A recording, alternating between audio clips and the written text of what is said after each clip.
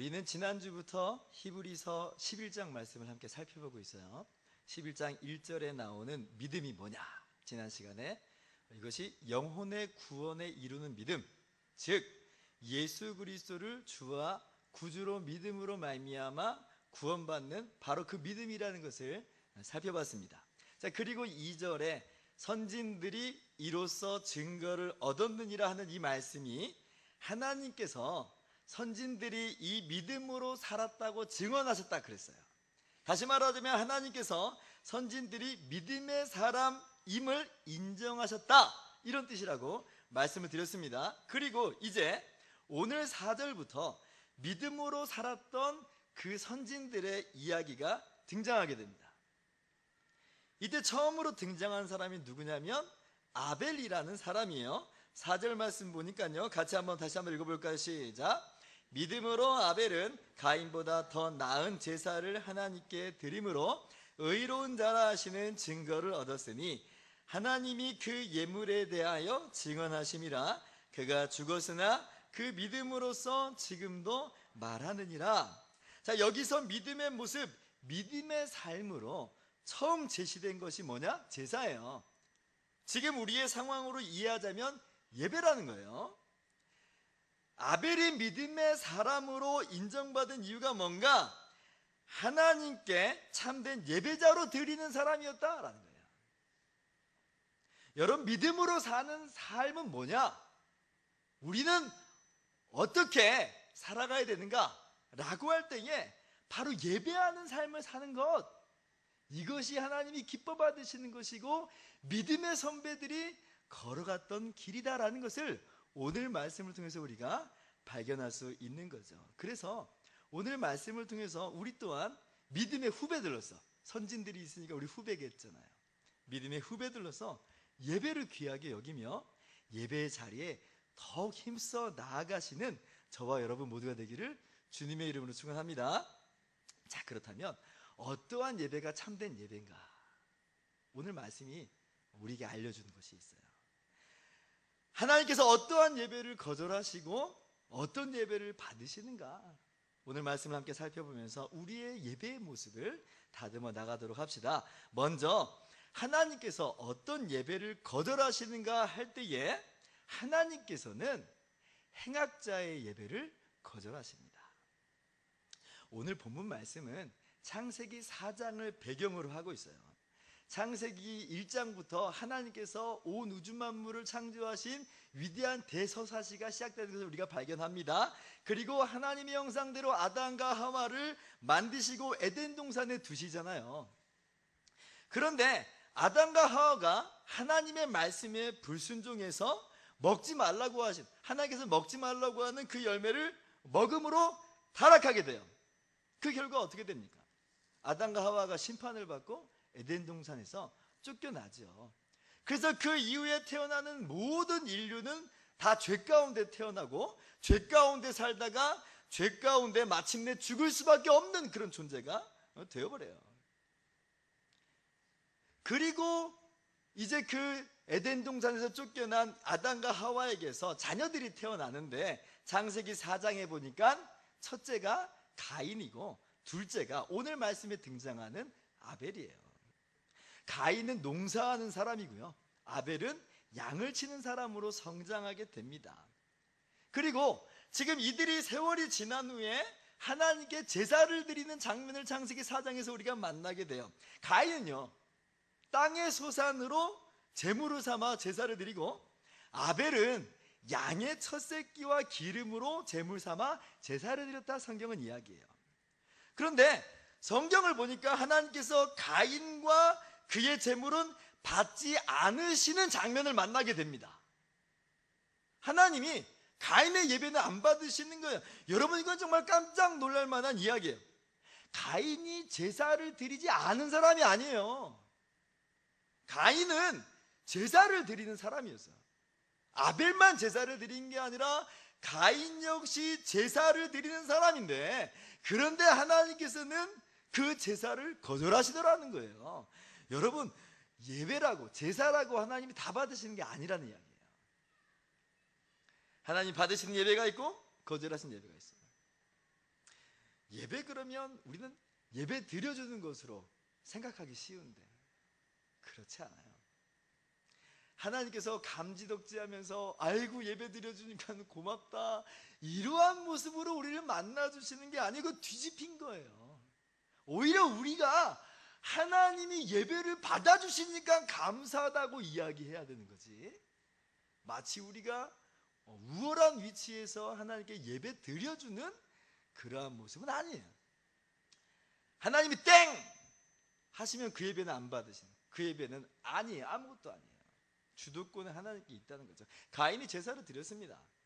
그러나 하나님께서 그 제사를 거절하세요. 왜요? 왜 그러면 가인의 제사는 거절되는가? 왜 하나님은 가인의 제사를 거절하시는가? 할 때에 성경이 이야기해요. 가인은 악을 행하는 자였다. 악을 행하는 자였다. 그래서 하나님께서 그의 제사를 거절하셨다, 이렇게 이야기해요. 창세기 4장 7절에 이렇게 말합니다. 같이 한번 읽어볼까요? 시작. 내가 선을 행하면 어찌 낯을 들지 못하겠느냐? 선을 행하지 아니하면 죄가 문에 엎드려 있느니라. 죄가 너를 원하나 너는 죄를 다스릴지니라. 하나님께서 지금 가인에게 하시는 말씀이에요. 가인의 삶은 어떠한 삶이었느냐? 행악하는 삶, 선하고는 거리가 있는 삶이었다는 거예요.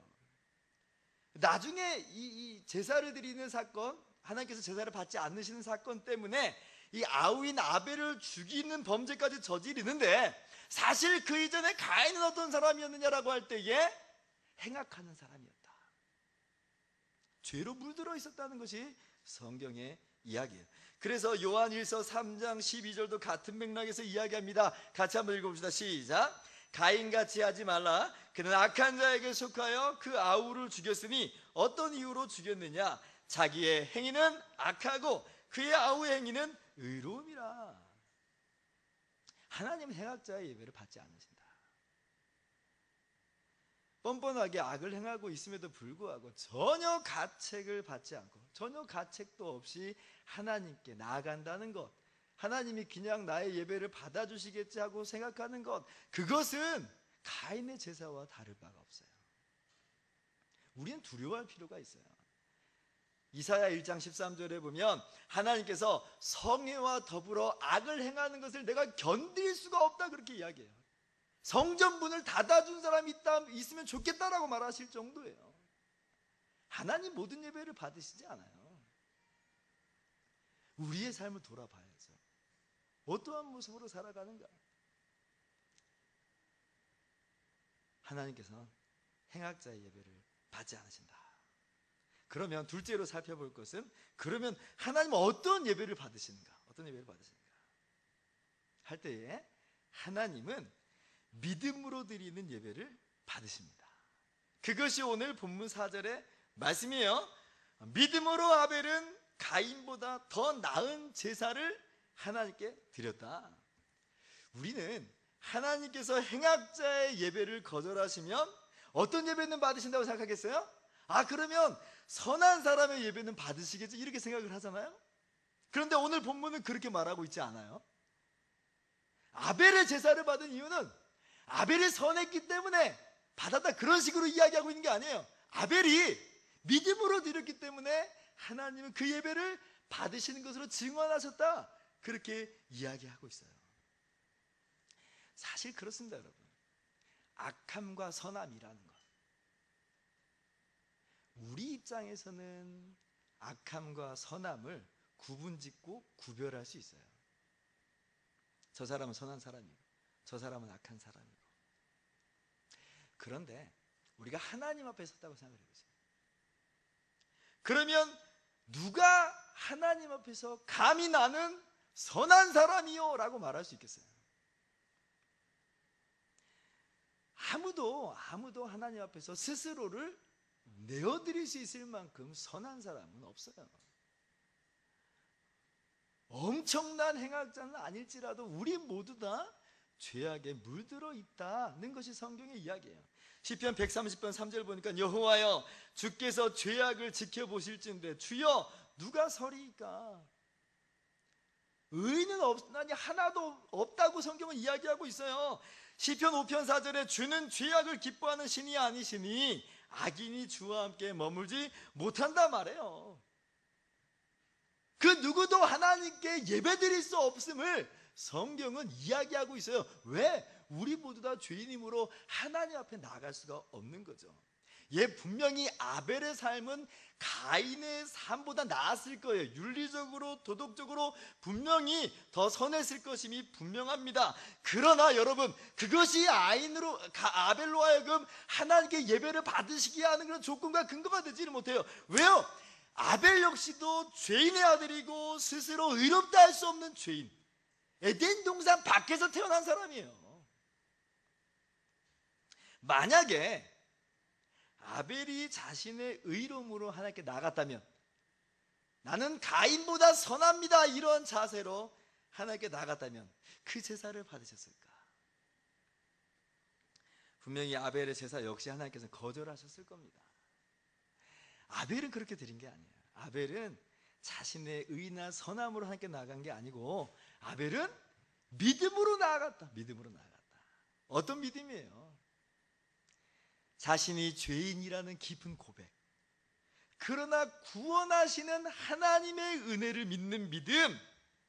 아벨에 있어서는 좀 그게 희미했겠지만, 우리 대신 희생되심으로 우리에게 구원을 가져다 주시는 예수 그리스도를 믿는 믿음으로 하나님께 나간 거예요. 그게 믿음의 예배, 믿음의 제사, 아벨이 드린 제사예요. 창세기를 보면 그런 내용을 우리가 조금은 희미하게나마 발견할 수가 있어요. 하나님께서 아담과 하와를 에덴 동산에서 쫓아내시잖아요. 그때 두 가지 의미심장한 메시지를 주세요. 먼저 창세기 3장 15절에 보면, 여기 아담과 하와를 유혹해서 타락하게 만든 장본인 이 뱀에게, 사단에게 이렇게 말씀하시는 내용이 나옵니다. 내가 너로 여자와 원수가 되게 하고 내 후손도 여자의 후손과 원수가 되게 하리니 여자의 후손은 내 머리를 상하게 할 것이요 너는 그의 발꿈치를 상하게 할 것이라.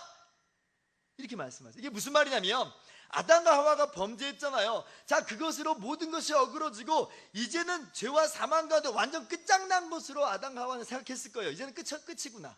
이제는 모든 게 끝나버렸구나.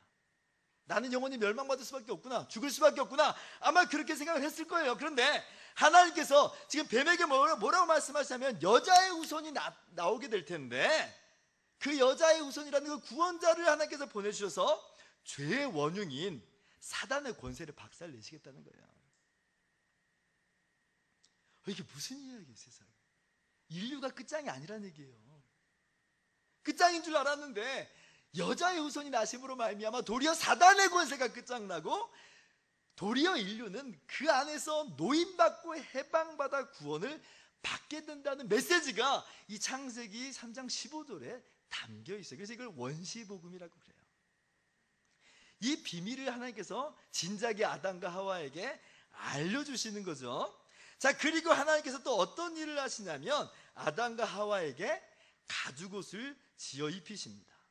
그들이 범죄했을 때는 뭐로 자신들의 몸을 가렸어요? 무화과 나무 잎으로 자신들의 허물을 가렸어요. 근데 그걸로 자신들의 허물이 가려지나요? 하나님 앞에 벌벌벌 떨면서 두려워할 수밖에 없는 존재였어요. 그런데 하나님께서 그거 지우시고 뭘 입히시냐면, 가죽옷으로 옷을 지어다가 아담과 하와에게 입혀주세요. 이게 의미하는 바가 뭘까요? 대부분의 주석가들은 이것이 장차 우리를 위해서 오셔서 대신 피 흘려 죽으시는 예수 그리스도를 예표하는 것이다, 그렇게 이야기해요. 가죽옷이라는 것이 어떻게 지어지는 겁니까? 어떤 짐승이 죽임을 당하고 그 가죽을 벗겨서 그 사람에게 입혀주는 거잖아요. 아담과 하와를 가려주기 위해서 어떤 짐승이 피 흘려 죽은 거예요. 지금 그것을 가죽옷이 보여줘요. 희미한 그림자여 뚜렷하게 예수 그리스도라고 보여지진 않아요. 이것이 예수님이다라고 말하지는 않지만, 이미 그 사건을 통해서 이미 하나님께서 아담과 하와의 죄악을 가려주시는 어떤 행동을 하고 계시는 거예요.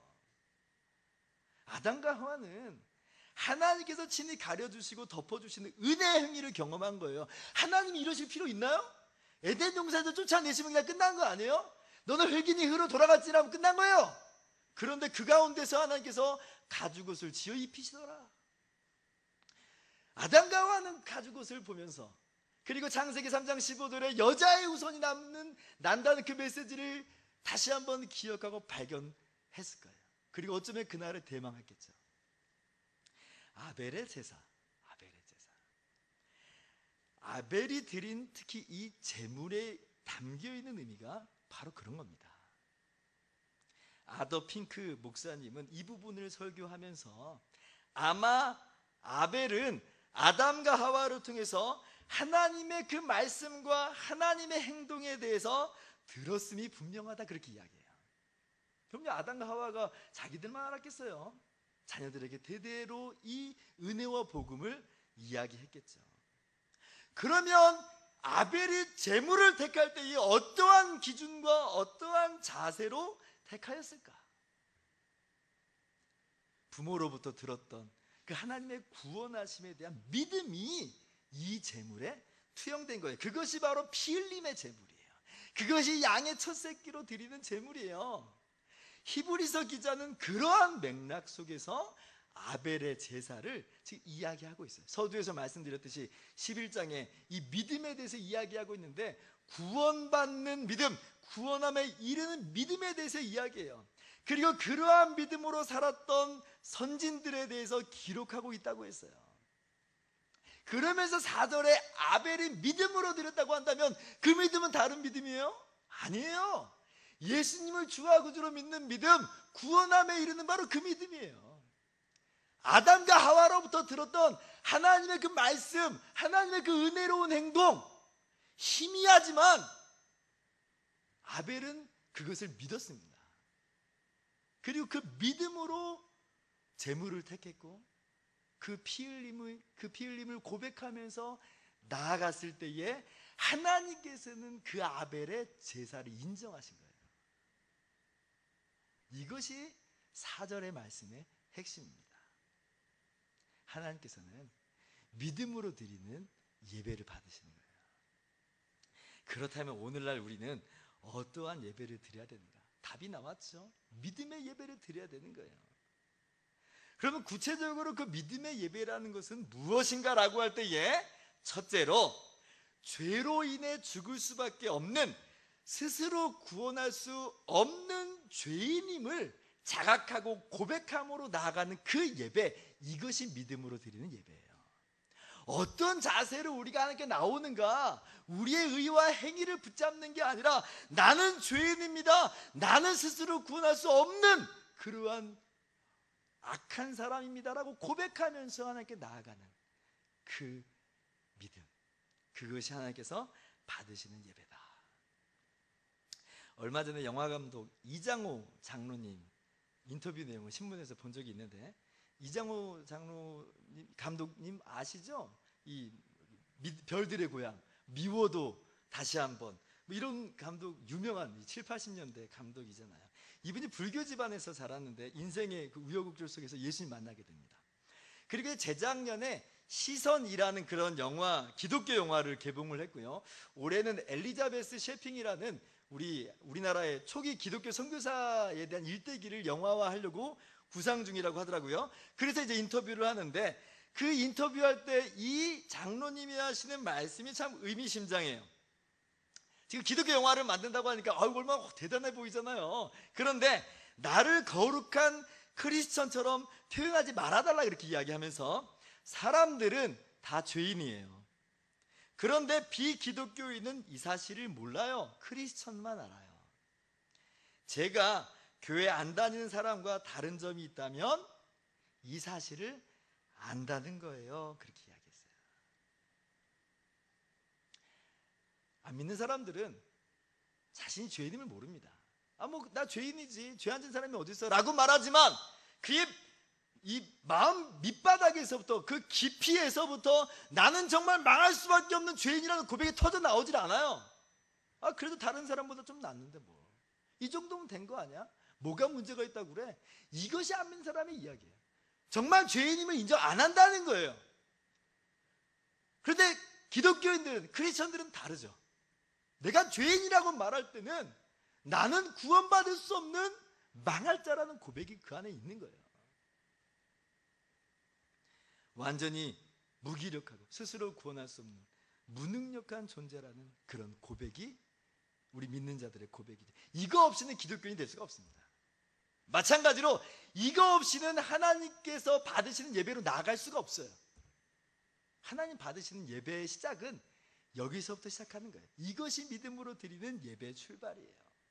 이것 빠지면 믿음의 예배가 아니고요, 어쩌면 도리어 가인의 제사로 흐를 수밖에 없어요. 가인이 뭐라고 말해요? 하나님이 가인의 제사 안 받으셨을 때 아니 왜 내 예배는 안 받으시냐고 그렇게 이야기해요. 자신의 예배 받으실 거라고 생각했다는 거예요. 근데 하나님이 안 받으시니까 하나님을 향해서 동생을 향해서 분해해요. 왜 내 예배 안 받는 거야? 이게 죄인임을 알지 못한 자들의 이야기예요. 자신이 죄인임을 알았다면 그럴 수가 없는 거죠. 가인은 몰랐던 겁니다. 인정하기 싫었던 거죠.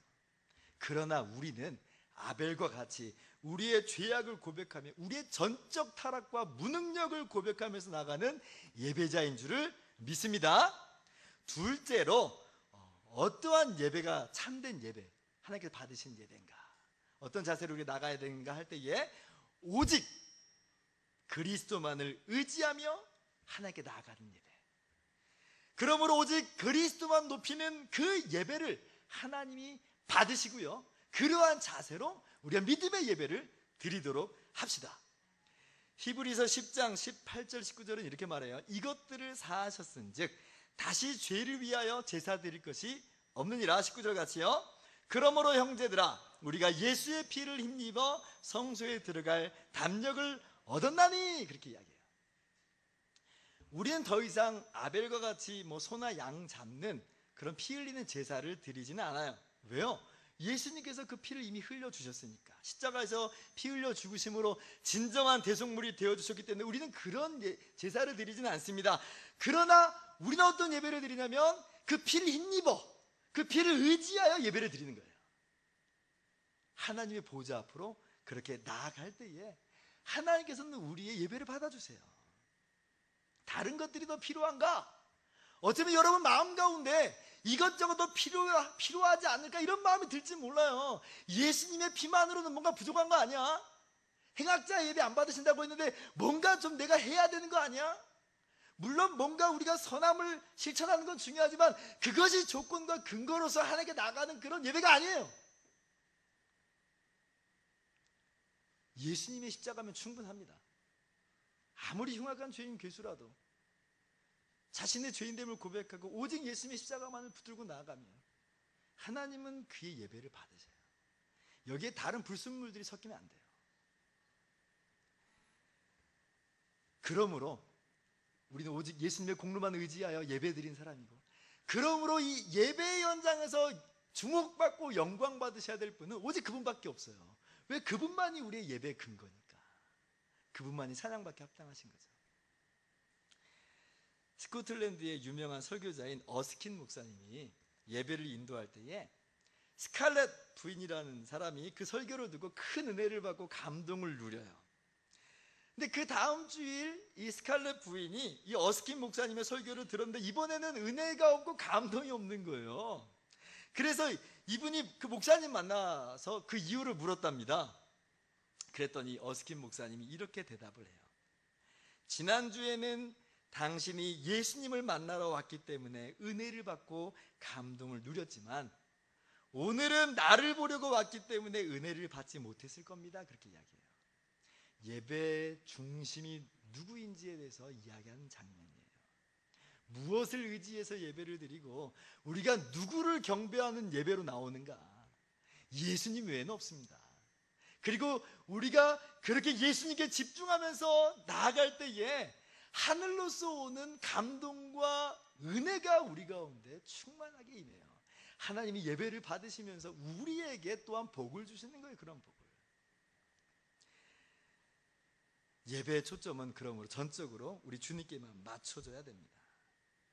우리는 주님의 피를 힘입어서 나아가는 거고 오직 그분께만 감사와 찬양을 올려드리는 것이다라는 것을 기억하면서 그러한 예배로, 하나님 받으시는 예배로 나아가시는 여러분들 모두가 되기를 바랍니다. 마지막으로 그렇게 우리가 공예배를 드려요.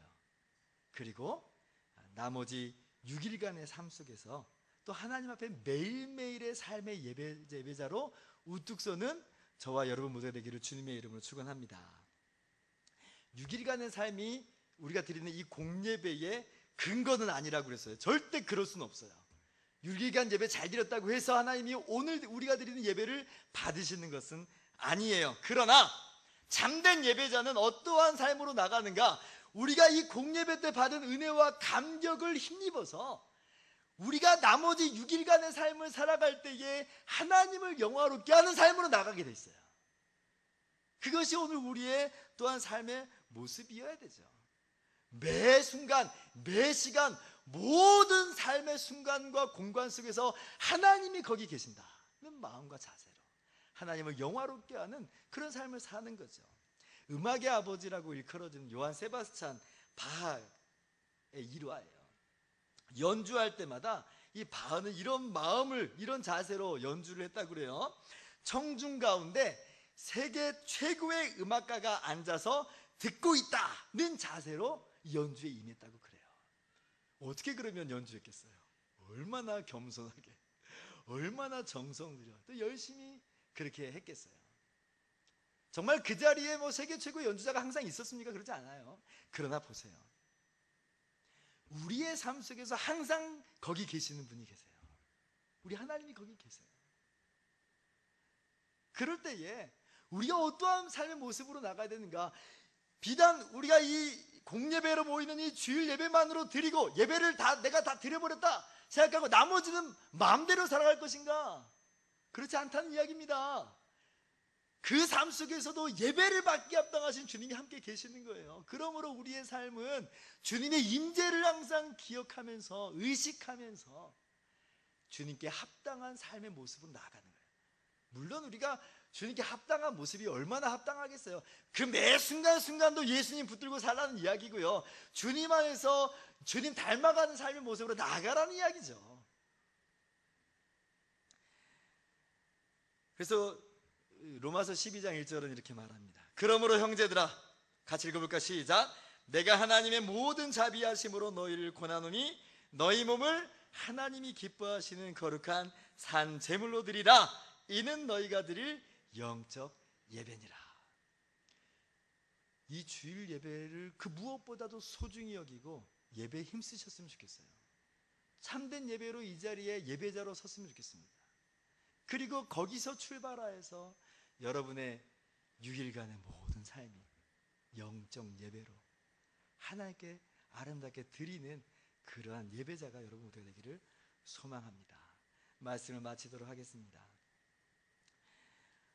오늘날과 마찬가지로 히브리서가 기록될 당시에도 아마 예배의 위기가 있었을 거예요. 오늘날만 예배의 위기가 있는가? 그렇진 않아요. 모든 시대와 모든 상황 속에서 항상 예배의 위기는 있었을 겁니다.